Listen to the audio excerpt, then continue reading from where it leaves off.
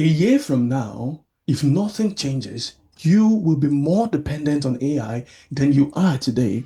Not because you chose to be dependent on AI, but because the gap between what you can do and what AI does for you will have widened significantly. Here's a question I want you to think about for a moment.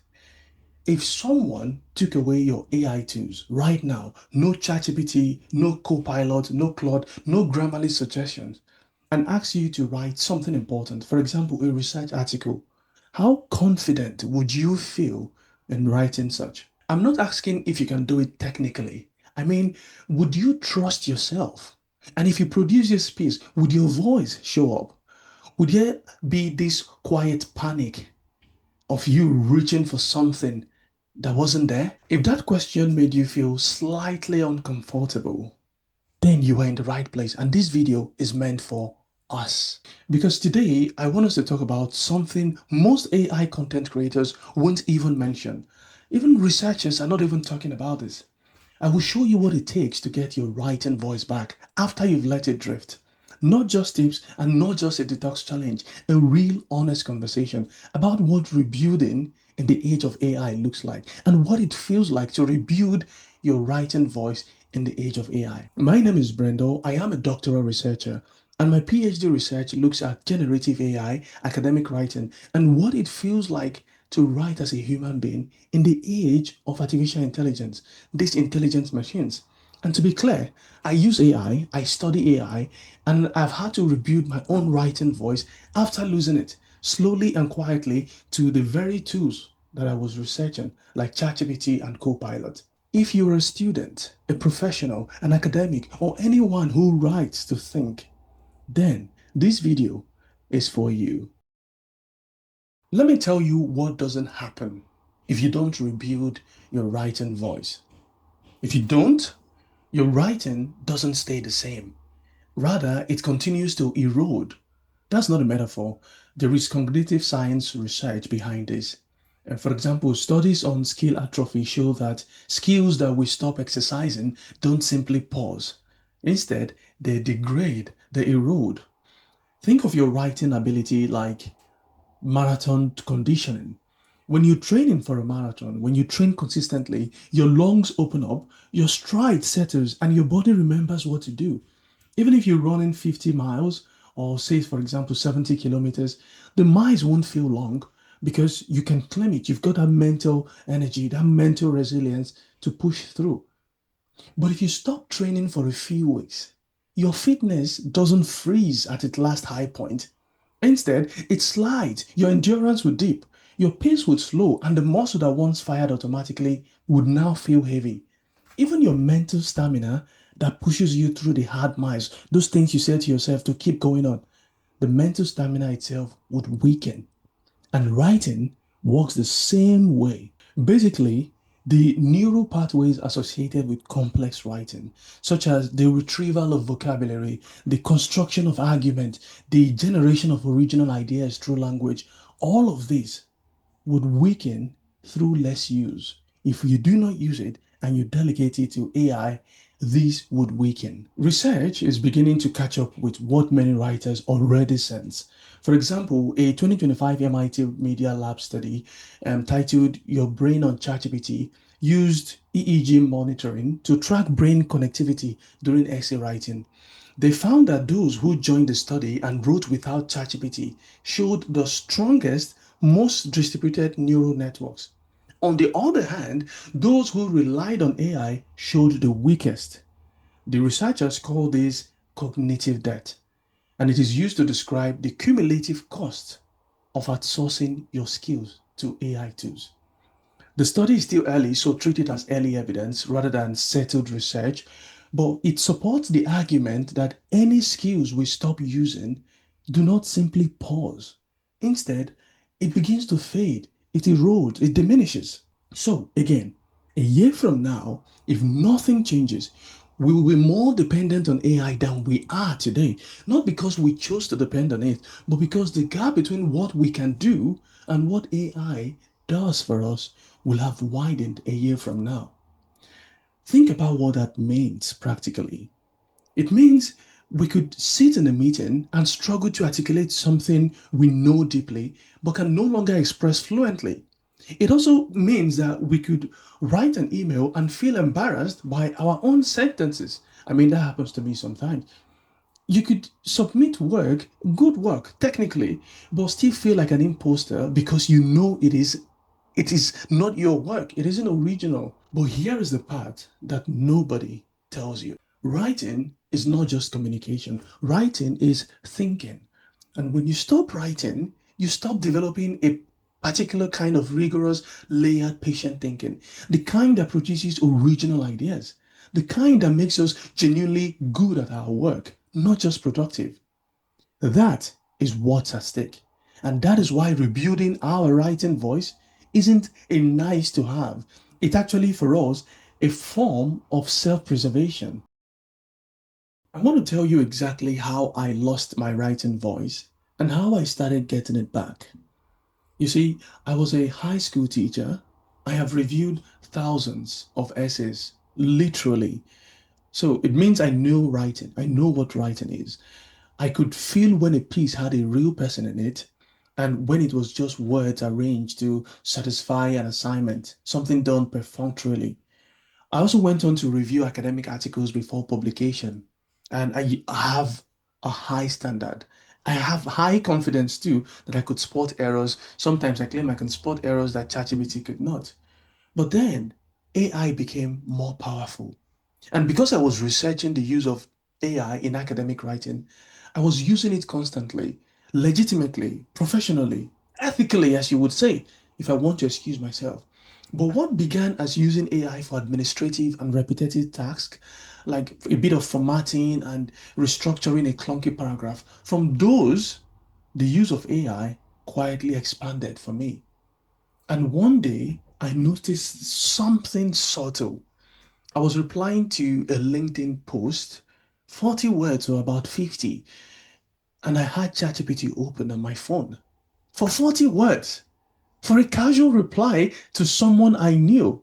I was using AI. It was that bad.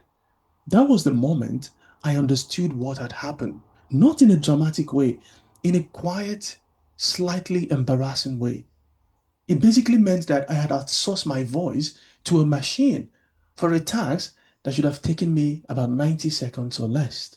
So I made a rule, a simple one, that anything under 200 words, I write it myself. Be it LinkedIn replies, emails, short messages, there would be no AI, no matter the pressure. No exception whatsoever. It might sound small, but it wasn't.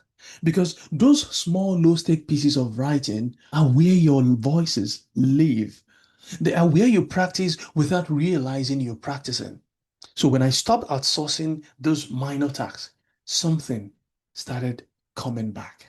And that principle, rebuilding through the small and the low stakes first, that principle is backed both by research and history. Let me tell you exactly what I mean. I know what you've already tried because I've tried most of it myself. Perhaps you've tried writing more. You sat down, you wrote a paragraph, you hated it, you mentally compared it to what AI would produce, and you closed the document. Because the gap between what you're writing is now and where AI output is feels humiliating, to be honest. And you stopped. Perhaps you've tried AI free days. For example, you selected Mondays and the weekend, no AI, which worked until something urgent came in, and that habit you formed collapsed under pressure. The reason it collapsed is because willpower is not a writing strategy. Perhaps, like me too, you've tried journaling, and that helps with processing your thought, but it didn't translate back to writing formally. I mean, those formal writing, like a research article that requires structured patterns, those things that you need to do, the essays, the report, the professional communication. No, journaling does not help with that. Or perhaps you might have told yourself that AI is just a tool and you are still in control. Trust me, I did feel that way, and intellectually, that is true. But research on automation bias tells us that fluent, confident AI output consistently reduces our critical engagement. We accept more than we should. We write less than we should. We stop pushing because these things sound more confident, sound more correct than our own work. In a review published in Human Factors, the authors found that this pattern applies to both new and expert users. So even if you're skilled with prompt engineering, this applies to you. Training does not prevent it. Awareness does not prevent it. The bias is structural, not a failure of willpower. The conclusion of the paper matters here because it reframes the problem. That is, the solution to over relying on AI is not trying harder to resist it. It is rebuilding the independent skills that makes resistance unnecessary for us. Put it this way, imagine you're rigorously training for an international marathon and suddenly someone offers you a bike. Not a bad bike, a brilliant one. And you start using that bike on your long runs because it saves time, it feels good, and of course, still gets you to the finish line with a bit of exercise. But here is the catch. Even if you know you should stop running, even if you intend to stop running, even if you promise yourself you won't rely on the bike to prepare for your marathon, your legs don't care about your intentions. They adapt to the workload you give them. So, if you use the bike often enough, your running muscles weaken, your stride mechanics will dull, and of course, your cardiovascular base, your lungs, will shift. Not because you're lazy and not because you lack discipline, but because your body is doing what bodies do. The human body reallocates resources to the tasks you perform the most. That is the structural bias the study is talking about. So the problem isn't moral failure or lack of willpower. Rather, the problem is that once you start outsourcing the hard miles using a bike, your capacity to run independently shrinks. It will be difficult to run without a bike. And the only way back isn't trying harder not to use the bike. Instead, it is rebuilding your running ability. That is what you need so that the bike becomes optional, not something you rely on when the marathon commences. From what I've researched, most advice on the use of AI, all of them seem to have something in common. They all treat rebuilding your writing voice as a matter of quantity, write more, or something like willpower. Write more, use AI less, try harder. But that's not how skill recovery works. And it's not how voice works either. I want to tell you about Demosthenes. You see, Demosthenes is considered one of the greatest orators in ancient history. He is the person ancient Greeks turn to when words are needed to persuade people, to move people, to persuade armies, or change the course of political event. But he didn't start that way. As a young man, he had a stammer, he stutters, a weak voice. He was physically not suited for public speaking by every conventional measures you want to look at. What he did was not to practice grand speeches. Instead, he went to the beach. He put pebbles in his mouth and shouted over the waves, not to perform, but to build the fundamental skills and habit that speaking in public places would eventually require. So, what he did was he recited while running uphill. He rehearsed in front of a mirror in a room alone. No audience, no stakes, just deliberate low level repetition until his voice was ready. And that is the model we all want to use. We're not trying to write a great essay, not trying to produce something impressive. Rather, we want to rebuild the fundamental skills and habits, the small daily low stakes writing that trains our voice back into readiness. This is a better way to look at it. Your writing voice was never something you had permanently. It was something you maintained through practice. AI didn't steal this. The skills and habits stopped, and the voice, of course, followed, which means that the path back to recover, to rebuild our voice, isn't a dramatic intervention. It should be a quiet, consistent, protected space where the voice gets to exist without competition, without competing with AI. You know, research on deliberate practice shows the same thing. For instance, a 1993 study found that returning to the condition where a skill was originally built is more effective than attempting the skill at the level you once had it. To illustrate what I mean, it means you do not rebuild a marathon runner by entering them in a race. You rebuild the training. In other words, you don't rebuild complex skills by throwing yourself into a big high pressure performance. No. Instead, you rebuild them by going back to the calm, controlled conditions where the skill was first formed. Small steps, clear focus, consistent repetition, no audience. Here is one thing you can do. Pick up one type of writing that you currently outsource to AI, something under 200 words. One type. It might be your replies on LinkedIn, your comments on X, formerly Twitter. It might be short emails. It might be a daily reflection, your journals, your diaries. It might be a WhatsApp message to a colleague on Teams or anywhere that you'd usually use AI to sound more professional. Any short task that you use AI for, starting today, write that type yourself. Every time, no AI, no exception. Try and do that for yourself. Anything less than 200 words. I'm not talking about your dissertation or a research paper, or not anything that feels high stakes or exposed. Just that one small category of writing reclaimed entirely as yours. That is exactly what I did. You see, LinkedIn replies and short emails was what I started with. Anything under 200 words, no AI, no matter the pressure. That was my rule. And it felt almost embarrassingly simple. But within 2 weeks, something changed. The words started coming faster to me. The self consciousness started to ease. My voice, the actual rhythm and texture of how I think on the page, all these things started showing up again. Not perfectly at the beginning, but this time I could recognize whatever I write as mine. And that is one other reason I created this YouTube channel. Remember, the goal again is one type of writing under 200 words to be yours completely, starting today. You can even start by commenting on this video. If you do this, let me show you what 6 months of this would look like.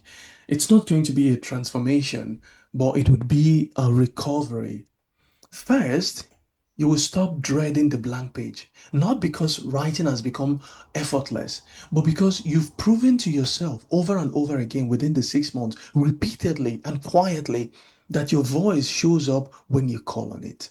That proof compounds, it accumulates. The anxiety of writing would not disappear, but it loses its grip on you. Second, you start recognizing your own writing again. The rhythms, the preferences, the style, your idiosyncrasies, the particular ways you approach an argument or open a paragraph. That recognition matters more than most people realize. Because when you recognize yourself on the page, you trust the page. And when you trust the page, you think better on it. Third, you use AI differently, more deliberately, less reflexively. You stop reaching for it because you are uncomfortable and start using it when it genuinely adds something your own writing cannot. That is not anti-AI, that's maturity with AI. And of course, there are professional and academic benefits too. People who write with a genuine developed voice are read differently. In fact, they are taken more seriously. Their argument lands with more authority, not because of style for its own sake, but because voice is evidence of thinking. And thinking is what every institution, every employer, and every reader is ultimately looking for in a piece of writing. Again, what does it cost you to start? Just choose one category of writing, be it academic, narrative, or a letter, anything, even a diary, a journal. Under 200 words, reclaim as yours. But what is the cost of not starting this? Well, you would have another 6 months of drift, another 6 months of distance between who you are and what you can produce. The example of Demosthenes shows that he didn't rebuild his voice by trying to deliver the greatest speech of his life every morning. No, he went to the beach, he put pebbles in his mouth, he started smaller than the stakes required, and stayed there until his voice was ready. That is what I want you to take from this video today. Your writing voice does not need a grand gesture. Rather, it needs a protected space, something small, nothing fancy, but entirely yours. where it can remember how to exist without help from AI tools. So, pick your 200 words, protect them. Everything else follows from there. If this resonated with you, consider subscribing to this channel. Share it with someone you know who uses AI all the time, or someone who's been quietly wondering why their writing doesn't feel like theirs anymore. And I'll see you in the next video.